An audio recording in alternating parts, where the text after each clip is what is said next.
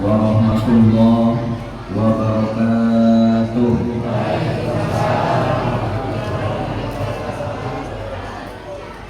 Mandi air hangat di waktu malam, jangan lupa pergi mengaji. Yang semangat menjawab salam, insya Allah semuanya naik haji. Berarti yang gak jawab, utangnya gak kebayar. Assalamualaikum warahmatullahi wabarakatuh.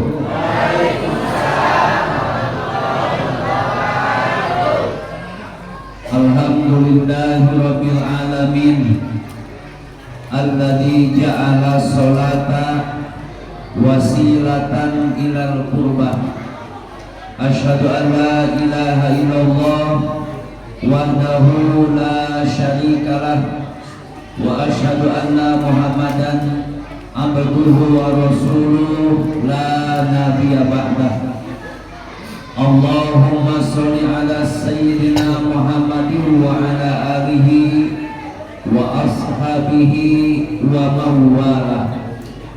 Allahumma sholli ala sayyidina Muhammadin sholatan tuballighuna biha hijja baitikal haram wa ziyarata qabrin nabiyikal karim alaihi afdhalus sholati wa taslimi bil afiyah wal afi wal lutfi wassalamah wa bulughil maram wa ala alihi wa sahbihi wa sallim.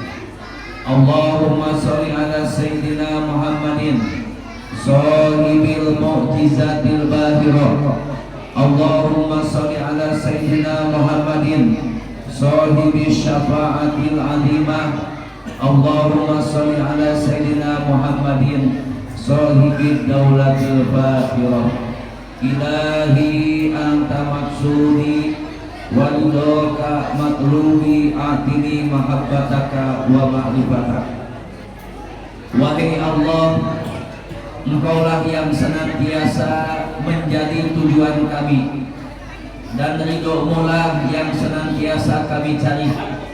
Karuniakan kepada kami di malam yang mulia ini, malam yang penuh dengan keberkahan, malam yang penuh dengan rahmat, malam yang penuh dengan kemuliaan, kekuatan untuk selalu mencintai-Mu, dan kekuatan untuk senantiasa mendekatkan diri dan mengenal-Mu serta mencintai Rasul-Mu.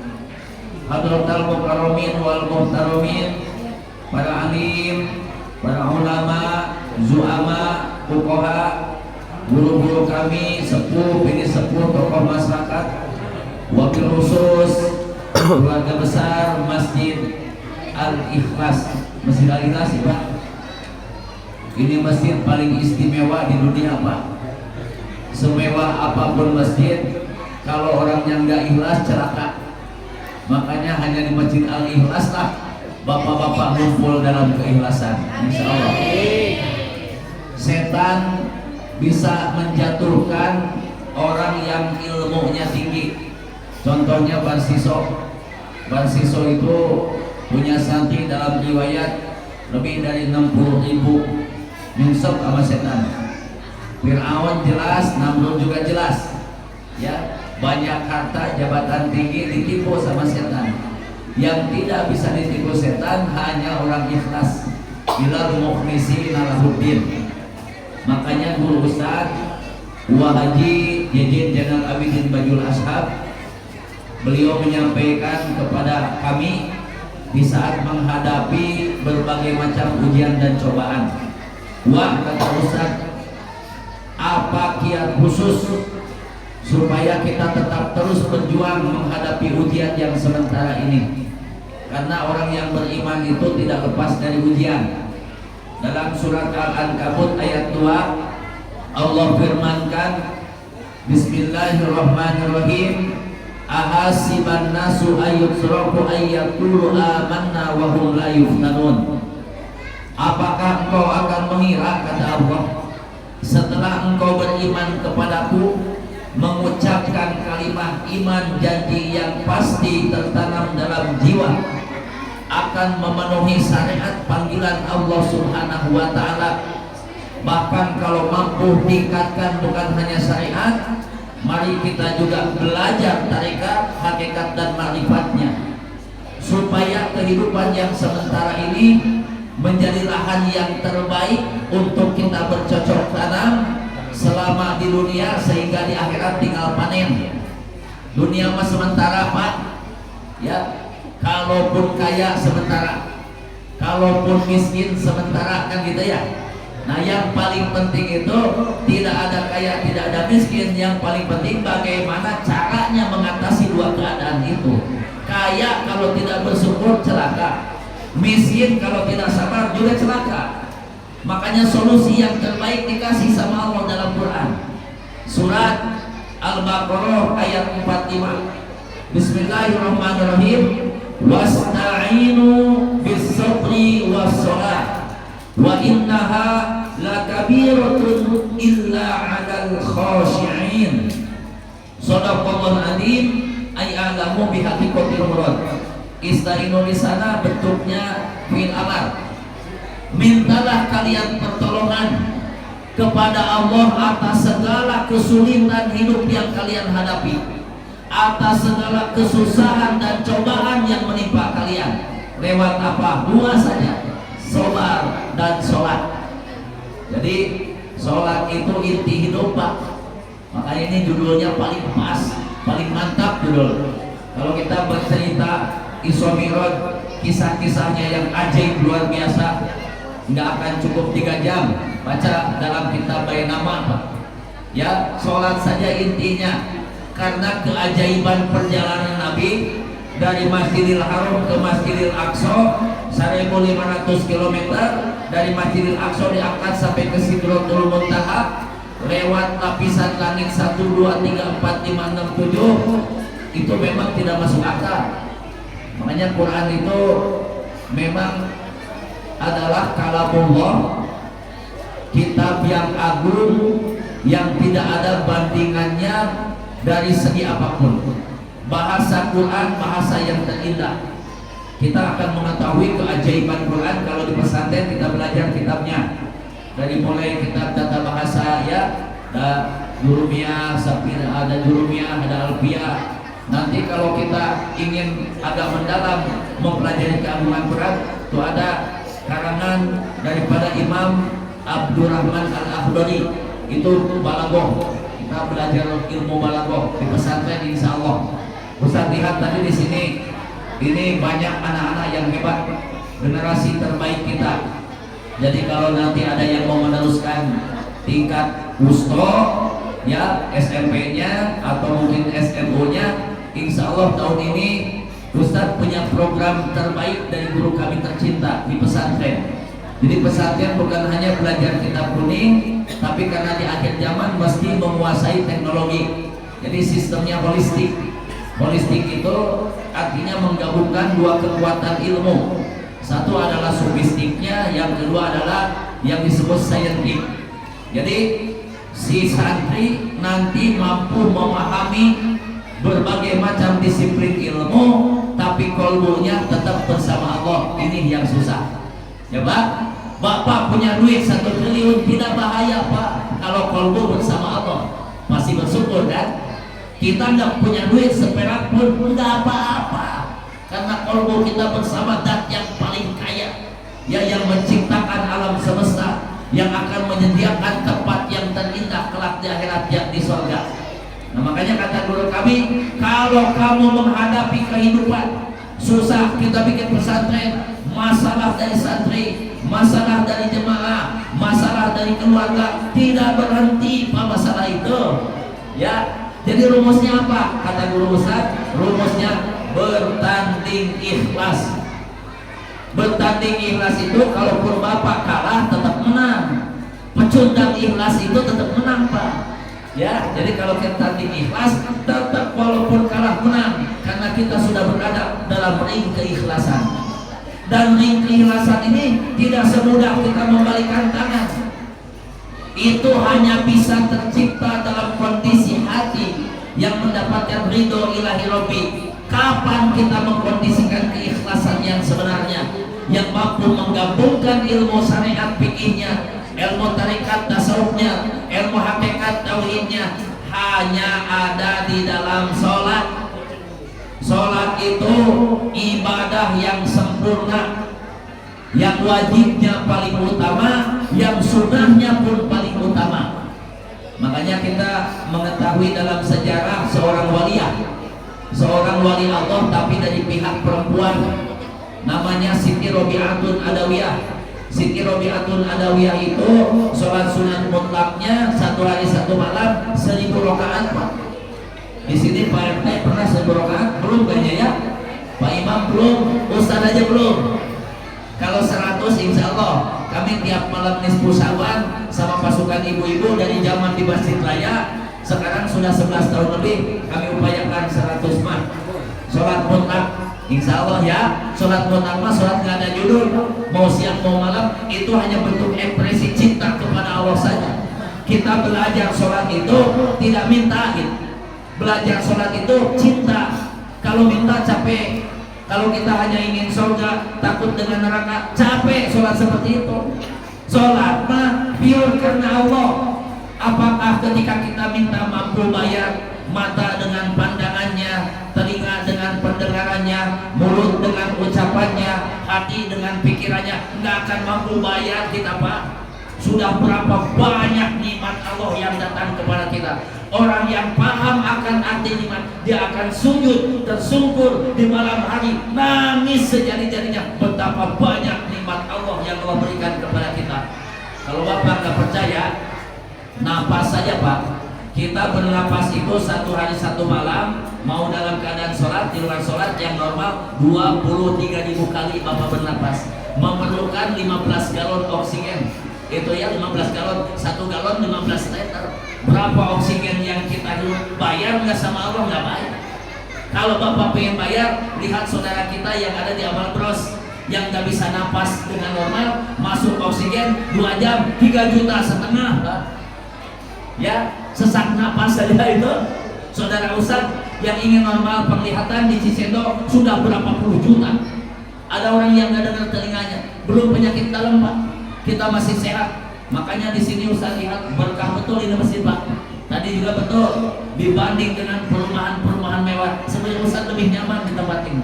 Kenapa? Di perumahan mewah mah kadang-kadang mohon maaf, kita tidak maksud menghinakan, tidak, tapi ini masalah ilmu ya Pak ya. Borora paling juga airnya putih, nggak ada kopi. Di sini mah pisang ada, jeruk ada, kebun dipindah semua ke sini. Kan luar biasa kan Pak? Ini tanda barokah Pak. Masjid kita kalau berkah dilimpahkan rezekinya sama Allah. Karena ini udah keliling di bunda-bunda nih, sudah 2 minggu makanya suara ini sudah mau habis sebetulnya kan. Tapi ini bahagia kita di tempat ini Pak. Kita mendapatkan keberkahan dan kenyamanan. Dan masjid ini nanti akan jadi saksi di hadapan Allah bahwa tanggal 3 Sya'ban ini kita mengadakan acara Isra Mi'raj, kita menggali rahasia sholat. Semua yang hadir di sini insya Allah ahli surganya Allah. Amin.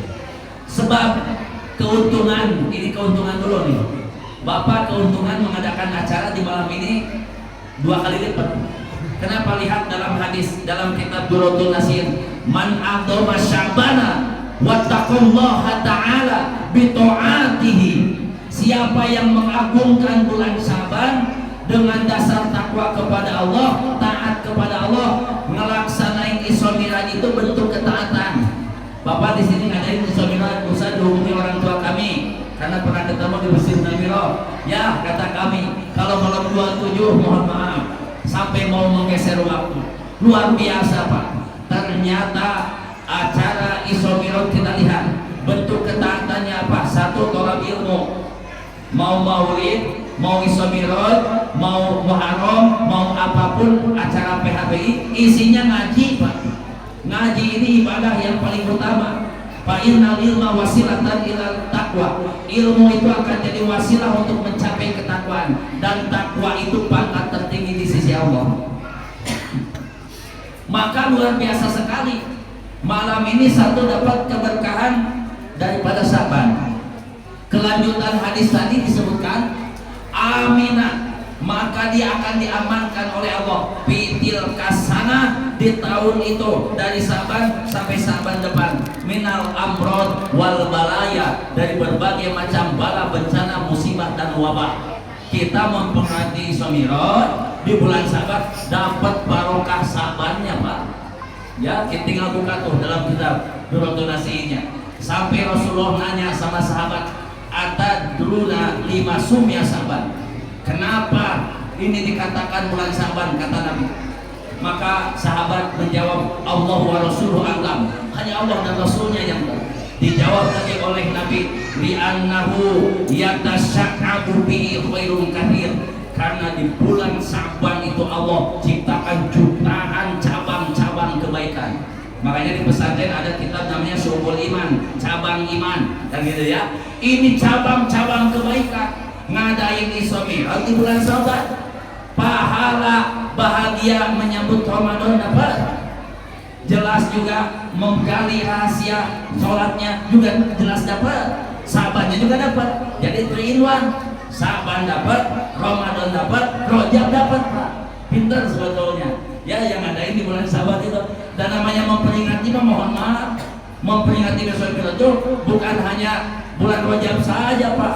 Bapak memperingati Isra Mi'raj, menjaga sholat 5 waktu, 1 hari 1 malam 5 kali, sudah Isra Mi'raj Bapak itu 5 kali 1 hari. Kenapa? Karena inti dari Isra Mi'raj itu sholat yang 5 waktu. Dalam Tafsirul Bayan, Syekh Imam Ali Al-Hakim menyampaikan rahasia dahsyatnya sholat. Ya, sampai beliau dikomentari oleh Said Bakri Sato. Di dalam kitab I'anatul Talibin disebutkan, walam tajtami hadhil khamsu li qouli Nabi Muhammad SAW, tidak akan pernah terjadi ngumpulnya sholat 5 waktu kecuali di dalam diri Nabi Muhammad SAW dan umatnya. Kita nih umat terbaik. Dulu yang hanya sholat subuh saja Nabi Adam, Pak. Ya, lihat dalam kitab Bulughul Bayan juz ke-5 halaman 129, yang hanya sholat subuh saja Nabi Adam. Ada yang duhur saja Nabi Ibrahim, ada yang asar saja Nabi Yunus, ada yang maghrib saja Nabi Isa, ada yang isya saja Nabi Musa. Ini jadi dulu dipilih nabi-nabi yang memang punya sholat khusus waktunya. Nabi Adam ketika diturunkan oleh Allah di Himalaya dalam keadaan gelap gulita, maka beliau bersyukur di atas ketentuan Allah bahwa ketika gelap takut, tiba matahari yang namanya fajar sodik subuh, datang terang, hilang gelap, makanya 2 rakaat. Makanya kalau di Masjid Al-Ikhlas ya masih ada saudara kita yang sholatnya subuh aja, nah itu umat Nabi Adam, mesti dibalikan ke hutan ke sana. Ya, kalau subuh aja, kan Nabi Adam turunnya di hutan. Kalau ada yang duhur saja, itu umat Nabi Ibrahim, mesti dicoba disembelih dulu. Karena Nabi Ibrahim 4 rakaat salah satunya mensyukuri anaknya nggak jadi disembelih, Pak. Mensyukuri anaknya soleh tidak menentang. Makanya orang kalau lalai sholat subuh biasanya kehidupan ekonominya sulit, Pak. Sulit itu. Ya, coba lihat di kampung-kampung. Hamba Allah yang hanya bertani, hanya megang cangkul, anaknya bisa pesantren, punya di kampung Ustadz itu anaknya banyak-banyak, Pak. Saudara Ustadz aja ada yang 13, ada yang 12, anaknya banyak, jadi kiai setengahnya, yang lain jadi pedagang sukses, yang ada jadi petani. Ya, coba dari hasil nyangkul itu, Pak, anak banyak keurus. Ini duit punya 300 triliun, anak 2 biji aja nggak keurus, istri nggak keurus. Kenapa? Karena sekarang di penjara masalahnya. Bayangkan, namanya berkah itu bukan dalam kekayaan, bukan dalam kehebatan. Berkah itu dalam ketenangan jiwa dan barokah rezeki. Ketika Ustadz Jarrah Wali Songo di Bonang kan naik apa beca ya, Pak? Ada si Pak De ini lagi tidur aja, nyenyak. Pak De, kata Ustadz kan udah sering kesana, saya ketemu sama beliau langganan. Pak De, bangun, siap katanya, Ustadz. Wah, kebunnya wajahnya selalu bersih. Pak De, Ustadz kan ngobrol, punya anak berapa? Sekian, 8 anaknya.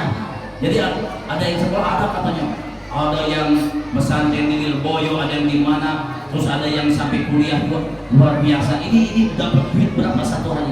Ya kalau lagi rame ya adalah 50-60. Kalau ini kadang mungkin lagi sepi ya 15-20 ribu dulu Pak. Ya Allah ya Karim, duit segitu bisa menggerakkan keberkahan keluarga sehingga anaknya sekolah, anaknya kuliah, anaknya pesantren. Seorang tukang beca yang hidupnya tidak ada intervensi politik, duduk di beca bobo nyenyak Pak, tidur nyenyak Pak. Bapak bisa beli kasur harga 200 juta, model koruptor itu kan, bisa beli kasur harga 1 miliar, tapi tidurnya dicabut, nyenyaknya dicabut sama Allah. Bener nggak?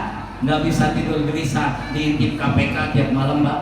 Ya, ada dia punya kendaraan mobil, dilihat eta di kuda kaya di Simol, ininya apa tempat parkirnya Pak? Lamborghini, Wrangler, dihitung-hitung jumlah mobil dengan secara finansial kira-kira ada 1,3 triliun harga. Yang dipakai mas satu ya Pak ya. Bapak punya baju 3 lemari yang dipakai mas satu Pak. Kenapa dia punya nasi 1 piring masih berani mengambil hak orang lain yang bukan hak dia? Nauzubillahimin. Kenapa? Dicabut berkahnya sama Allah. Di sini mungkin kalau dirata-ratakan gaji ya jarang yang UMR ya Pak ya, jarang yang UMR. Tapi lihat makanannya lebih dari yang mewah makanan di sini ya. Dan Ustaz yakin bunda ini kepada bunda nih yang baik hati, bunda-bunda yang menggerakkan masalah mamam itu bunda-bunda sebetulnya ya. Kemana Ustaz ngaji? Sebetulnya paling Ustaz bahagia ngaji di tempat model begini. Kenapa? Kalau pulang tuh suka dibungkusin. Nah ini mah di sana ya, di sini nggak tahu. Ustaz kok ngomong gitu? Yang namanya juga gurau ya bun ya. Jangan dianggap ya bun gurau ya. Jadi jangan dianggap gurau ya. Ya jangan gurau ya. Wah kacau, jangan diundang lagi Pak dia katanya. Gak apa, nggak diundang lagi, mau datang ke sini nggak apa-apa. Nah ini mah wajahnya wajah ahli surga semua ya. Jangan serius amat nanti stres kita kan. Nah jadi begini rahasia. Ketika kita bicara sholat, intinya 3 pertanyaan saja. Ya, 3 pertanyaan saja tentang sholat itu. Apa, bagaimana, dan harus seperti apa. Sekarang pertanyaannya, apa sholat itu? Buka kitab takrib paling sederhana. As-sholat inda lugot doa. Sholat itu secara etimologi, secara bahasa doa. Artinya tidak ada doa sehebat kecuali dalam sholat. Bapak butuh rezeki, bapak butuh kasih sayang, bunda butuh apa-apa ya, dimaafkan, diampunkan sama Allah. Dalam sholat sudah lengkap doanya. Duduk antara 2 sujud baca Robbi firli warhamni wazkurni warfa'ni warzuqni wahdini wa'afini wa'afani. 8 keuntungan. Masa enggak? Jangan mengapa nih, oh saya harus berikan gini, puasa begini. Bapak menjaga sholat 5 waktu itu wirid yang terhebat selama hidup. Kenapa? Orang yang jaga sholat 5 waktu Pak, walaupun wirid pakai 40 kali, walaupun tidak baca nariyah 4000 Pak, itu dijamin rezekinya sama Allah. Bapak baca waqiah 40 kali selama 40 hari, bapak baca nariyah 4444, tapi sholat subuh enggak, gagal Pak, gagal. Jangankan baca nariyah, ke haji 7 kali kalau tidak sholat enggak diterima hajinya. Sholat itu kita enggak zakat, ada dispensasi. Zakat itu mesti harus sudah sesuai ya, harus dia menjadi, ada yang mustahik, ada yang muzaki. Muzaki ini ada ketentuan, dia punya harta yang kira-kira 90 gram, keluarkan 2,5%. Kalau di bawah standar tidak diharuskan zakat. Bapak ke haji, ongkos belum punya ya, nggak wajib ke haji itu sampai meninggal nggak berangkat haji. Nah ada harapan masuk surga karena haji adalah berhubungan dengan manis tato'a ilaihi sabila. Kalau nggak mampu nggak apa-apa. Sok sekarang ke haji 3 kali tapi duitnya hasil korupsi, diterima nggak apa nggak diterima ya. Bukan berarti kita patah arang, patah semangat buat berangkat, jangan. Semangat harus, tapi harus konstruksi pemikirannya harus jelas. Bapak di sini duduk di Masjid Al-Ikhlas, habis sholat subuh, zikir sampai isya. Waktu isya Bapak sholat 2 rakaat, dia dapat pahala haji tamatan. Jelas hadisnya. Siapa yang duduk habis sholat subuh sampai dia sholat isya dapat pahala haji. Kan haji harus berpahala, dapat kemakmuran. Tapi juga nanti benar-benar di pikirannya. Semua jemaah Masjid Al-Ikhlas datang ke Kemenang. Kenapa? Diambil lagi duit hajinya. Kenapa? Kata Ustaz Asep, cukup habis sholat subuh. Lihat sesat ini. Jangan begitu. Konstruksi pemikirannya begini. Ketika kita belum mampu berangkat, bahkan tidak mampu sampai wafat, untuk dapat pahala haji bisa. Gitu Pak ya? Dapat pahala haji mah bisa. Habis subuh ngetem sampai esok, bunda di sini ikutan. Ya, ini ada sabir. Ada nggak ibu-ibu yang suka ikut sholat subuh? Ada nggak Bun? Ada ya? Insya Allah berkah Bun, berkah ya. Nah itu jadi di zaman Nabi pernah dilarang memang. Ya lebih baik di rumah atau di kamar. Itu kalau zaman Rasul ada yang ke masjid, perempuan ada yang diculik sama badui. Di sini ada nggak ibu-ibu yang diculik? Kan nggak ada ya Bun, nggak ada yang diculik. Masa ke si mal boleh, pemega mal boleh ke masjid enggak? Sok aneh, jangan aneh ya. Jadi ilmu fikih ini punya dasar erat yang pasti. Kenapa ini hukumnya begini? Alasannya apa? Bapak wudhu sunat 3 kali. Tapi ketika imam sudah berdul ihram maka sekali saja. Kenapa? Kejar itu berjamaah dulu. Bapak wudhu sunat 3 kali taslis namanya. Tapi waktu sudah mau habis tinggal menit lagi, jadi haram 3 kalinya. Kenapa? Nanti Bapak wudhu 3 kali itu sholat lewat. Itu namanya fleksibilitas dalam fikih. Fikih ini mesti kita pahami ya. Nah, jangan kita sembarangan langsung harus tepat waktu, harus enggak juga. Sholat tidak semuanya harus tepat waktu. Kok gitu Ustaz? Ustaz dokter kandungan atau ibu-ibu ada yang jadi dokter kandungan. Ketika itu ada yang melahirkan, baru kepalanya nongol, pas ada, maaf ya, saya sholat dulu, mati Pak. Mati. Kenapa? Waktu itu mah darurat. Walaupun Bapak nanti sholatnya nggak apa-apa, menyelamatkan nyawa orang. Bahkan sholat zuhur bisa diskon 2 rakaat kalau ada jamaah takdim kosong. Kan gitu ya? Fleksibel begitu. Ilmunya yang penting benar. Walaupun didiskon sholatnya. Tapi mohon maaf kalau diskon sholat subuh nggak ada 2 rakaat. Pak, kenapa nggak sholat subuh? Kata Pak Ustadz kosong 2 ambil 2 0. Kacau nih. Kebayang itu namanya ya. Nah jadi yang kedua, sholat menurut syarat.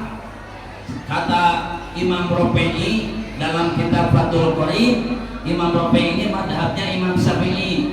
Di Indonesia Pak, madhab itu yang dipakai ada 4 ya. Ada Mazhab Hambali, Imam Abu Hanifah, ketua Imam Abu Hanifah, punya murid Imam Maliki, punya murid Imam Syafi'i, punya murid Ahmad bin Hambal. Nah begitu ya urutannya. Mangga silahkan mau madhab apapun. Tapi di antara 4 madhab ini yang paling moderat, yang paling selamat memang Imam Syafi'i di kita. Kenapa? Berat pun tidak, ringan pun tidak. Ada satu madhab ketika wudhu itu batalnya hanya sendawa. Ya, sendawa kan? Sendawa. Kalau nggak sendawa, ada yang hanya keluar darah. Kalau tidak keluar darah itu nggak batal wudhunya. Tapi ketika najis mesti dikopek kulitnya, repot kan ya. Makanya Imam Syafi'i walaupun najisnya mogoladoh cukup dengan air 7 kali, salah satunya diturubin dengan tanah. Misalkan ada guguk kehujanan, bapak mau ke sini, kena si guguk itu ke kulit kita.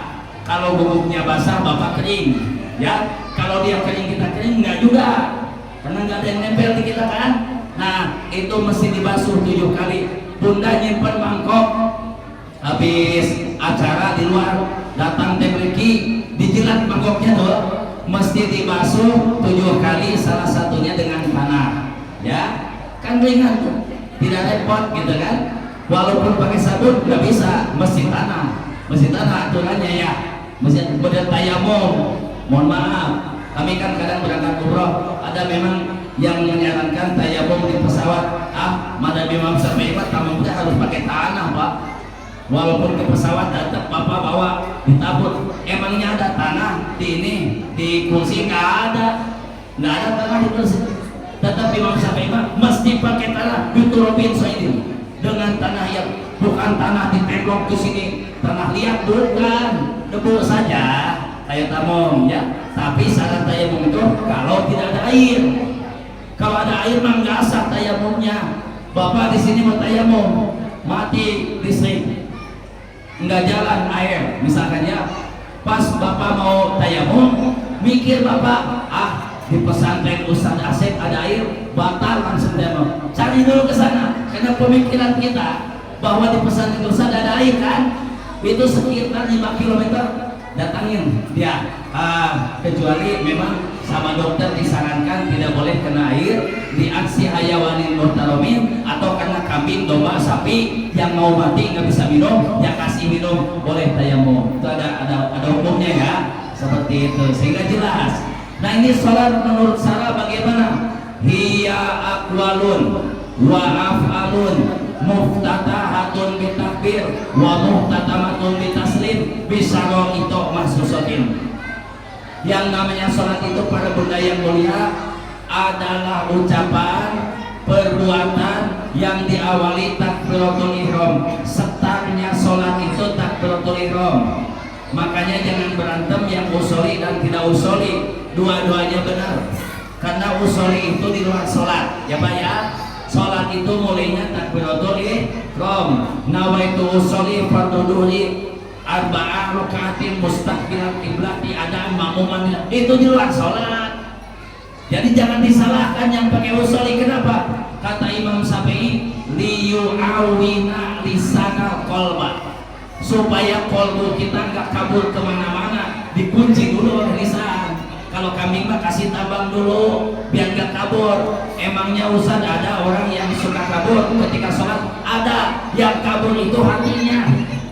Bapak baru Allahu Akbar sudah balik ke rumah, Samsul tinggal 2 batang kan gitu ya. Allahu Akbar, tadi yang sholat isya yang apa ya konsumsinya hari ini banyak, udah kabur kan, udah ingat pisang, ingat jeruk, ingat kopi. Kok Ustaz tahu? Pengalaman saya. Jangan ada dusta di antara kita ya Pak ya. Sama aja, Ustaz sama Akang sama aja ya, cuma nggak boleh begitu terus itu. Jangan putus asa dengan kelemahan, dan jangan merasa superior dengan kelebihan. Selalu saja hidup itu, nikmati hidup itu. Yang salah perbaiki, ketika jatuh bangun lagi. Enak hidup begitu, jangan stres.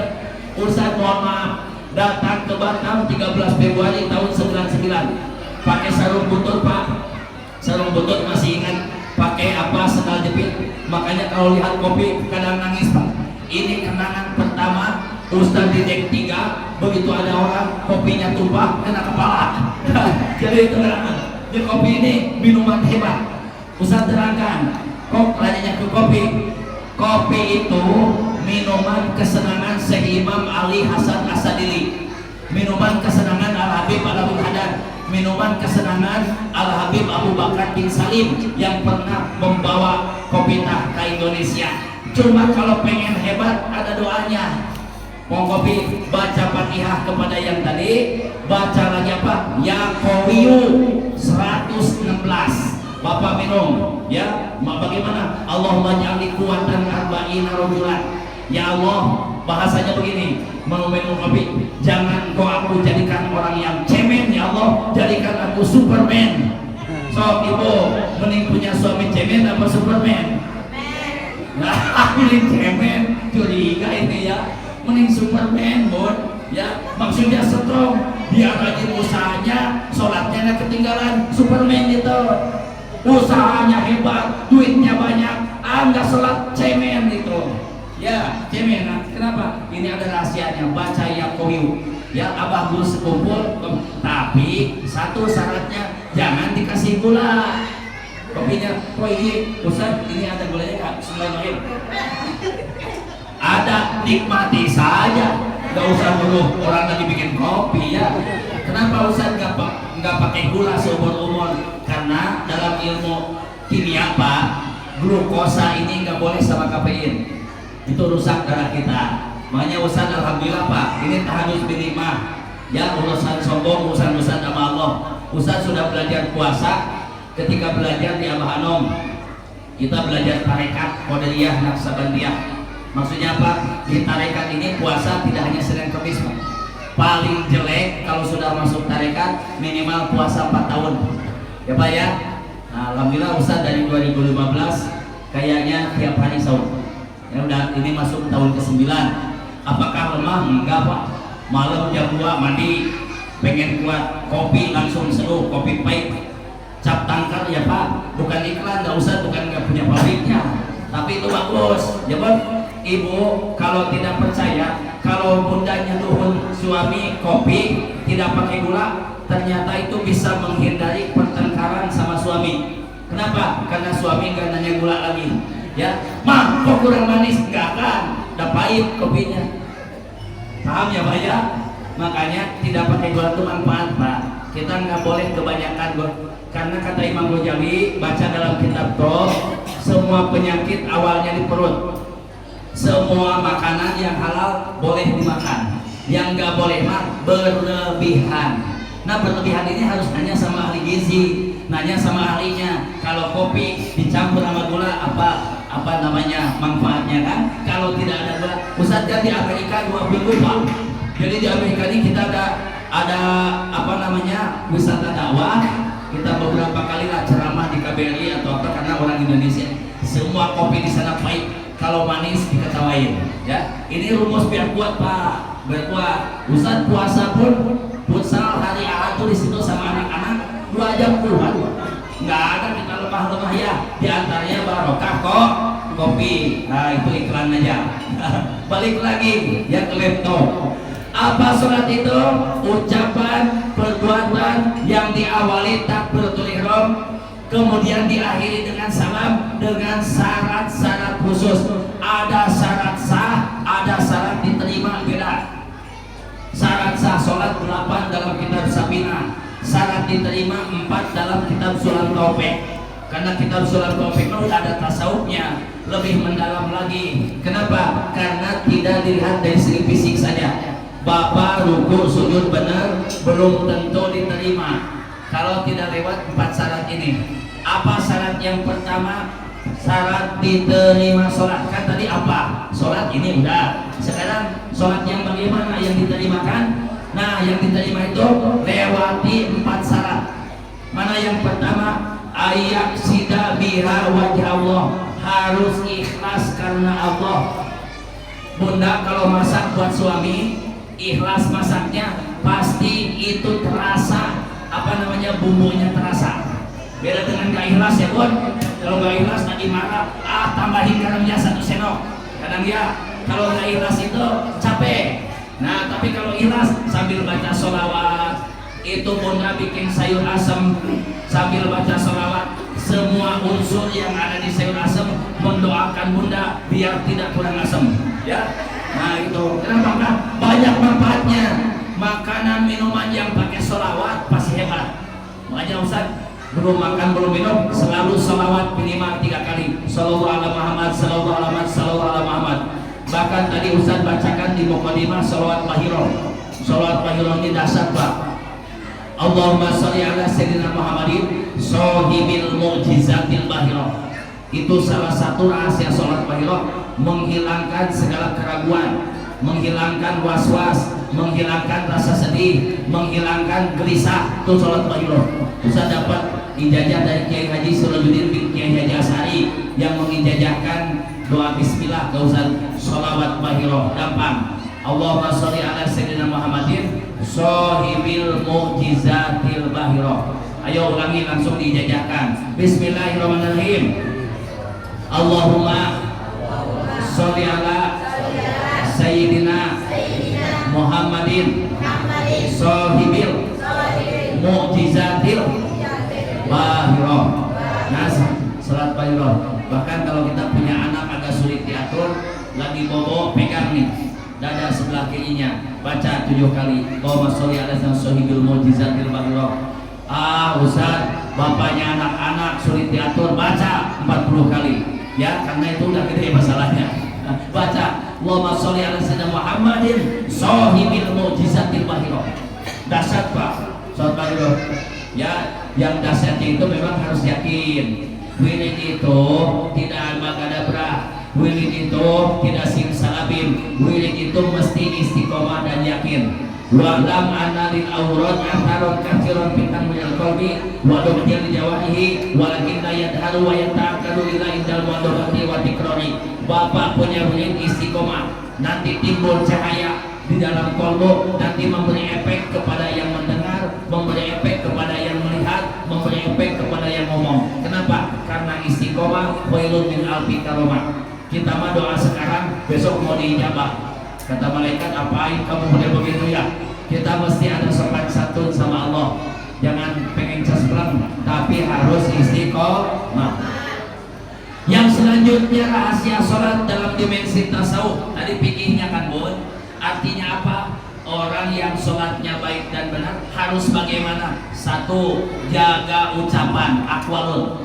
Setelah sholat, jangan ada tetangga yang tersakiti oleh lisan kita. Jangan ada pelanggan yang ditipu ketika kita datang atau ketika kita dagang. Kenapa? Karena aqwalun, ucapan ini sering membuat dunia rusak. Ucapan itu terkadang mendatangkan madorot kalau ucapannya tidak disertai ilmu. Ucapan mana? Ucapan bohong. Ya, contoh begini. Dulu di Sungai Nil ada seorang anak jago berenang. Ya, ini kisahnya guru kami yang menyampaikan. Jadi anaknya berenang jago di Sungai Nil. Tapi dia ketika ada teman-temannya berdiri, dia nyelam, nipu sama temannya. Tenggelam katanya. Akhirnya temannya nolong. Besoknya dia lakukan itu lagi. Pas selanjutnya memang betulan saat itu dia kerap tenggelam, tak ada yang nolong. Musibah kan Pak? Nipu orang, bohong. Ya al-kadib minal munafikin. Orang yang sering bohong, fakta tidak jelas, itu sebagian daripada sifat orang munafik. Ya, kita kadang-kadang lagi sholat janji sama Allah, inna sholati wa nusuki wa mahyaya wa mamati lillahi rabbil. Ya Allah, sesungguhnya sholat hamba, kemudian ibadah hamba, hidup dan mati hamba hanya milikmu katanya. Tapi di luar sholat kadang-kadang merusak aturan Allah. Berarti bohong juga kita kan. Nah, dalam sholat janji yang tidak pasti menyebabkan datang bencana kepada diri kita. Jadi jaga ucapan. Kemudian wa'af'alun, jaga perbuatan. Ucapan dan perbuatan ini rangkaiannya dalam akhlak. Sholat itu mesti membuahkan pertolongan. Sholat yang membuahkan pertolongan, sholat yang membuahkan akhlak. Akhlak yang mulia Pak. Ilmu tidak tinggi, duit nggak banyak, tapi berakhlak, insya Allah dimuliakan sama Allah dan seluruh makhluk. Di kampung Ustad, di keponakan Ustad Fauji tahu ada orang namanya Mang Udan. Mang Udan itu usia 35 tahun, mohon maaf, masih ikro lah. Kalau ini mah belajar, namanya orang dari pedalaman pindah ke agak kota, belajar lah. Tapi akhlaknya ini orang, di mana kiai membangun pesantren, membangun masjid, tidak pernah ada materi kecuali ada di pundaknya. Dia boleh manggul, dia boleh ikhlas orangnya. Setiap ketemu sama orang selalu senyum, tawadu orangnya, selalu senyum. Sekarang beliau sudah wafat, mudah-mudahan beliau yang di surga ya. Ustaz sering kalau abah bawa apa ya, ada ibu-ibu dari pasar misalkan bawa tentengan, pasti dia panggul tanpa minta bayaran. Ini manusia luar biasa. Di saat wafatnya kiai semua yang nyolatin beliau karena akhlak Pak. Makanya akhlak itu membuat manusia dari batu biasa jadi berlian. Kalau berakhlak itu insya Allah ya, sholat menghasilkan akhlak. Akhlak itu artinya adalah orang yang selalu ingat aturan Allah. Ya, walaupun dia bukan ahli ilmu, tapi dia sudah dapat ilmunya. Orang yang selalu ingat aturan Allah, berarti intinya orang yang selalu harus ingat sama Allah. Siapa orang yang selalu ingat sama Allah? Yaitu orang yang sedikit. Makanya dalam Quran, aqimis sholat lidzikri, kerjakan sholat hanya untuk mengingatku. Jadi ingatan kita kepada Allah menentukan kualitas sholat. Kalau kita selama sholat selalu terpaut hati kepada Allah, namanya khusyuk. Wa innaha lakabiratun illa 'alal khashiyin. Tadi ada sahabat Rasulullah bobo di perang Daturiko. Ini sahabat pengen menjaga Nabi. Kelihatan Rasulullah sangat jelas, beliau sholat di sepertiga malam. Tiba ada musuh nyerang, ditembak panah ke Nabi, dia mohon maaf, dia halangin. Pas dia istilahnya ruku apa sujud, kena ke tubuhnya Pak. Sampai disebutkan di situ ada 4 panah yang menancap. Dan dia tahu panah menancap itu setelah selesai sholat. Bayangkan nikmatnya sholat mengalahkan pedihnya kena anak panah. Luar biasa kan? Saking nikmatnya sholat itu. Makanya sholat itu harus menghasilkan munajat. Naja yunaji munajatan, kemesraan. Sholat itu bunda seperti kita ketemu sang kekasih. Kita janjian, bang, katanya nanti ketemu ya di mana? Tuh di bawah pohon pisang. Bapak ketemu sama bunda dulu sebelum nikah di bawah pohon pisang, walaupun 3 jam tidak terasa. Ya Pak ya, si Bebek sama si Ai ketemu di bawah pohon pisang 3 jam tidak terasa Pak. Kenapa? Karena dia ketemu dengan sang kekasih. Lihat, apalagi di saat sholat, sang kekasih yang sebenarnya nama Allah. Allah tidak pernah merajuk sama kita. Dosa pagi, siang tobat diampuni. Dosa siang, sore tobat diampuni. Dosa sore, sholat maghrib hilang. Dosa setelah maghrib, sholat isya hilang. Bayangkan, ya kenapa Allah selalu maha pengampun kepada kita. Kekasih sejati ma Allah. Manusia kadang minta sama saudara, kasih. Besok datang lagi, kasih. Besok datang lagi, disumpahin kadang-kadang. Minta aja lu terus sama saudara. Itu manusia kan? Allah tidak pernah beliau merajuk kalau kita minta. 24 jam Allah memberikan nikmat kepada kita. Makanya orang yang paham akan arti cinta, akan arti mahabbah, ketika dia sholat dari takbiratul ihram sampai selesai assalamualaikum, dia tidak merasa bahwa dirinya itu ya teman, dia merasakan kenikmatan dalam sholat. Dia akan menyaksikan bagaimana ruku dan sujud, dirukukan, disujudkan sama Allah. Kenapa? Karena sudah masuk kepada alam marifat. Muka sapa, hanya kita latihan, lagi sholat minimal tahu bacaan. Di pesantren Ustaz pun sudah 7 tahun, salat 3 hari, 1, 2, 3. Nah boleh ibu-ibu lah ikutan itu ya. Sekali-kali kesana ke Bengkong Kolam di pesantren. Itu udah 7 tahun. Bab sholat nggak habis-habis. Kenapa? Pembekalan sama mama sholat ibu sudah puluhan tahun ngaji, kalau tidak tahu bab wudu, aduh kurang pas ya. Kita ngaji kemana-mana tapi rukun syarat sholat nggak paham, waduh repot. Karena inti seorang istri yang solehah itu bakti sama Allah dan Rasulnya, berbakti kepada suami di jalan yang diridhoi Allah, jaga sholat 5 waktu, jaga puasa, sholat perempuan gampang kan gitu ya. Jadi makanya sholat ini penting bunda. Sholat itu adalah ibadah yang akan mengangkat derajat keluarga kita. Sholat. Makanya doa Nabi Ibrahim, Robbi ja'alni muqimas sholat. Ya Allah, jadikan keturunanku yang adalah hamba-hambamu yang melaksanakan sholat, yang mendirikan sholat. Makanya ilmu fikihnya pelajari. Ada dalam kitab Safinah, tata sholat. Fikihnya sudah masuk ke ilmu tasawufnya, belajar mengkondisikan hati, itu bagian ilmu tasawuf. Belajar zikir kita Pak. Jadi sholatnya tidak hanya fisik saja. Kenapa? Karena ada rukun kolbi. Rukun kolbi kata Imam Ghazali dalam sholat, wa ayah duro kolbahu khusyuk. Kalau kita ikut Imam Ghazali, rukun sholatnya khusyuk Pak, repot kita. Karena khusyuk itu mendatangkan bahagia. Yang kedua, syarat diterima sholat, ayakuna makaluhu wa mulbusuhu wa musalahu halalan. Makanan, minuman mesti halal.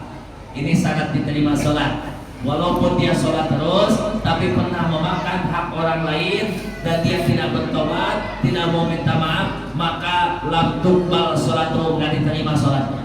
hati-hati orang yang mengambil hak orang lain nggak diterima sholatnya.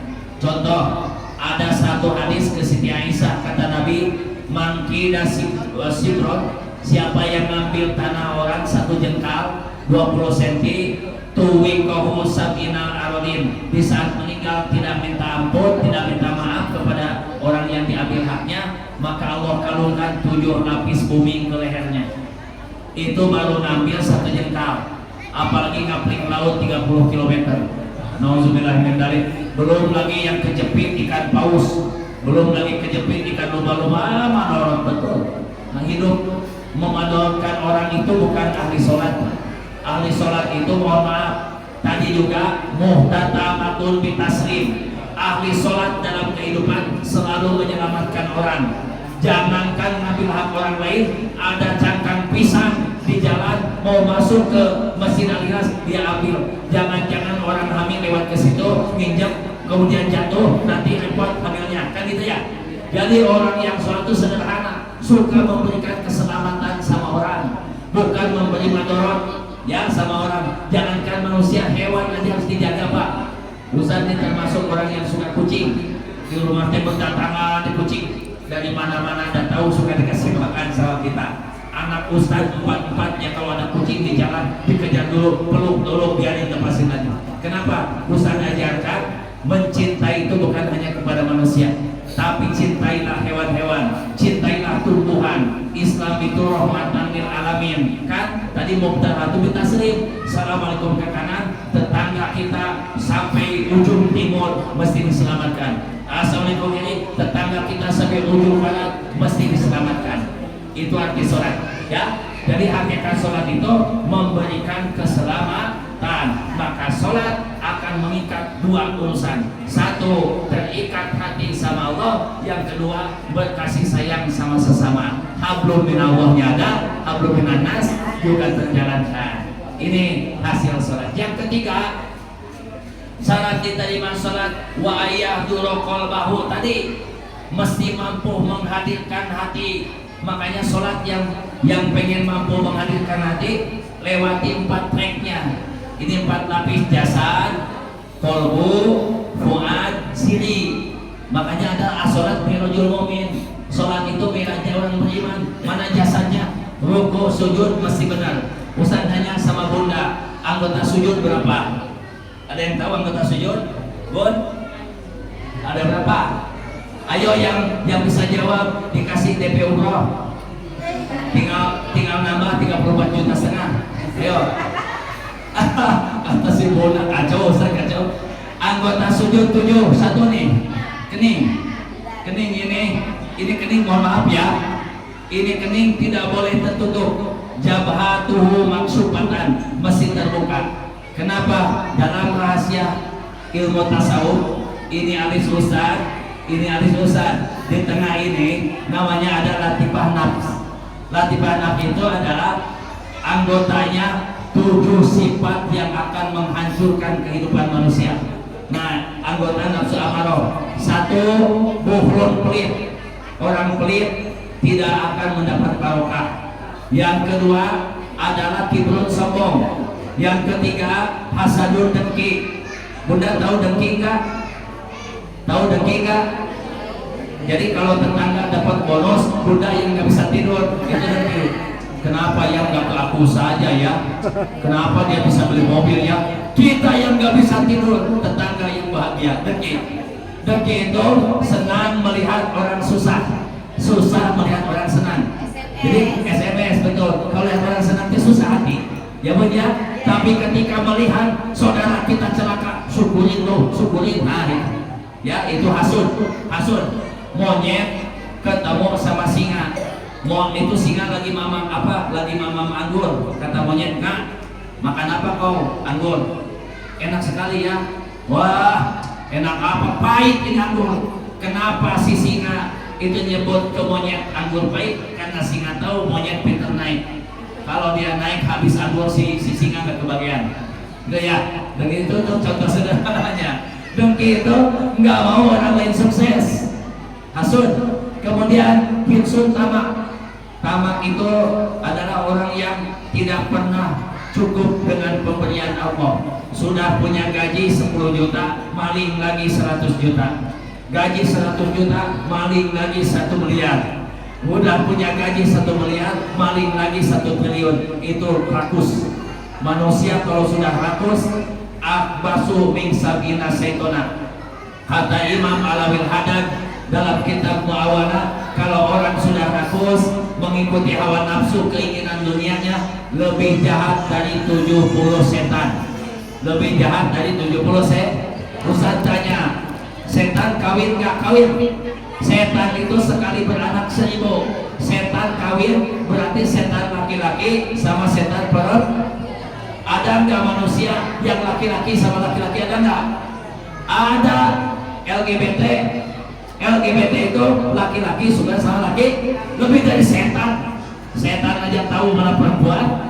Lebih dari kambing. Kambing aja tahu mana kambing perempuan, mana kambing laki-laki. Ya. Dan tidak ada setan membunuh saudaranya. Manusia mah ada. Kemarin lihat Ustaz di YouTube, ada seorang anak usia 19 tahun sampai tega membunuh bapaknya. Aduh, ngeri sekali akhir zaman. Ya, ada yang neneknya dibunuh padahal anaknya masih SMP. Nenek dibunuh, bapak dibunuh. Nauzubillah min dzalik.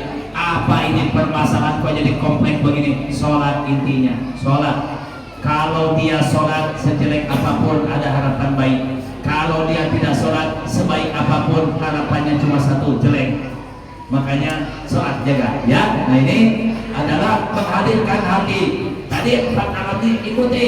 Ada jasad, kolbunya mesti khusyuk. Fuad itu merasakan kelezatan, kenikmatan dalam sholat sampai ke alam bawah sadar, namanya siri.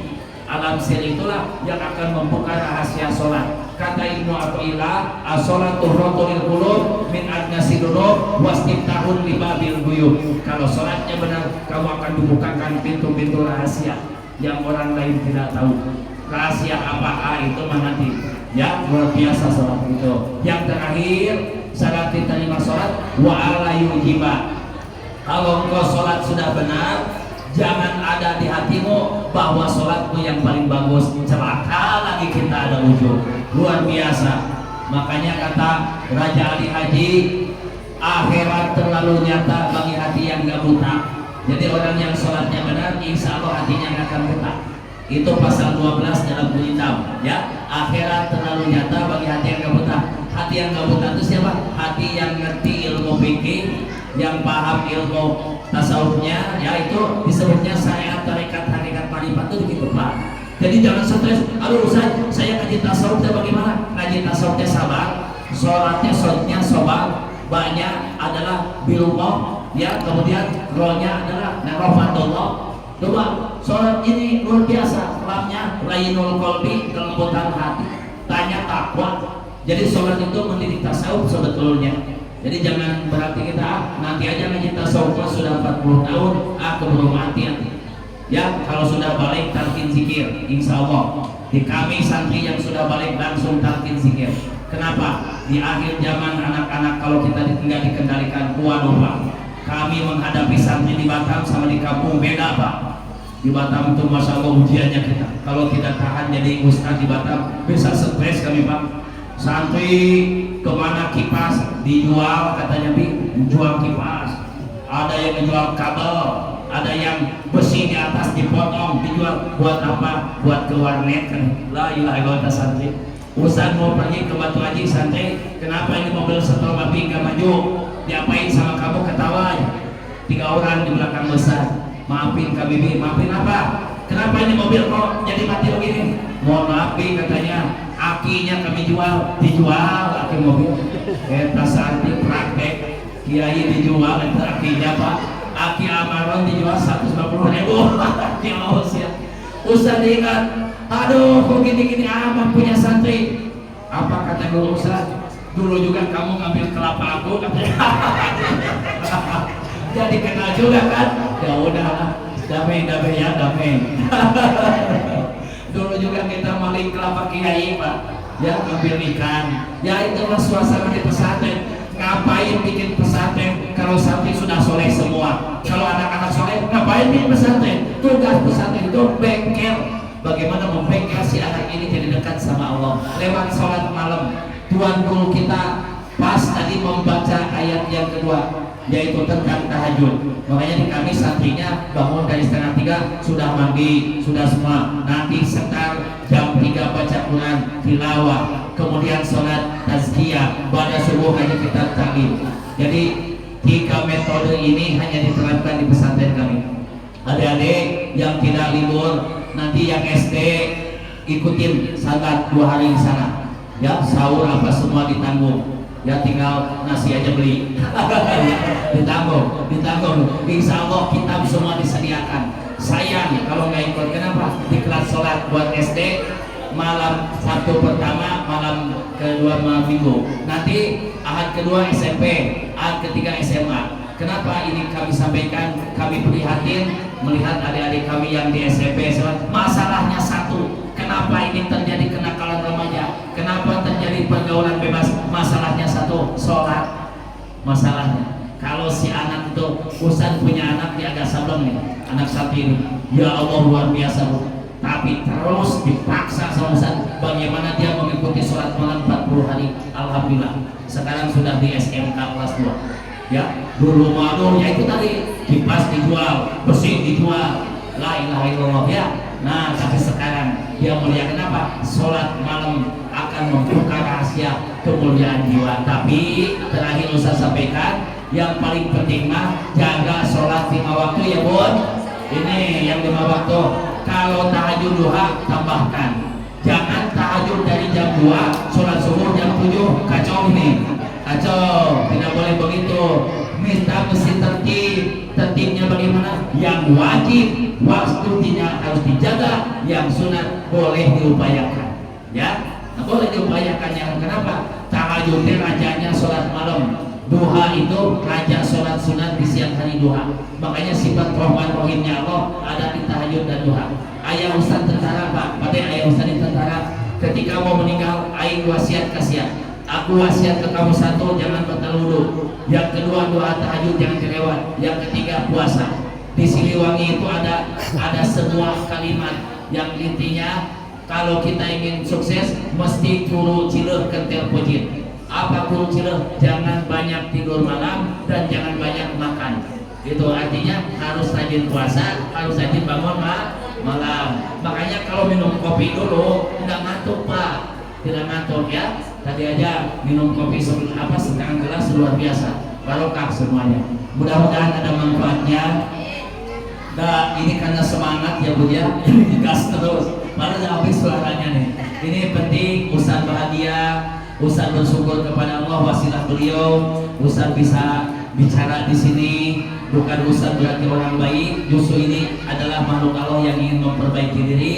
Dan di sini jadi saudara-saudara Ustaz semua, sekali-kali para bunda boleh ikutan ngaji di pesantren hari Rabu ya, tiap Rabu. Jabal Arafah tiap Kamis. Nanti Seninnya Baitus Sakur. Nanti ikutan bun. Di sini masih ada wakil yang sangat nanti bunda dapat makalahnya. Bisa diamalkan di sini. Sholatnya apa, harus bagaimana ya. 3 hari. Hari pertama sampai hari ketiga dari jam 8 sampai jam 10 saja. Itu bulan puasa. Untuk ibu-ibu ya, nanti ini ada nih kertasnya. Boleh ya, bunda gratis ya, pokoknya dikasih nanti makalahnya insyaallah. Nah itu saja yang bisa disampaikan. Mohon maaf atas segala kehilapan dan kekurangannya. Mudah-mudahan inti dari perjalanan peringatan Isra Mi'raj ini adalah bagaimana kita memotivasi diri kita agar menjadi hamba-hamba Allah yang mampu menjaga sholat. Al-Fatihah.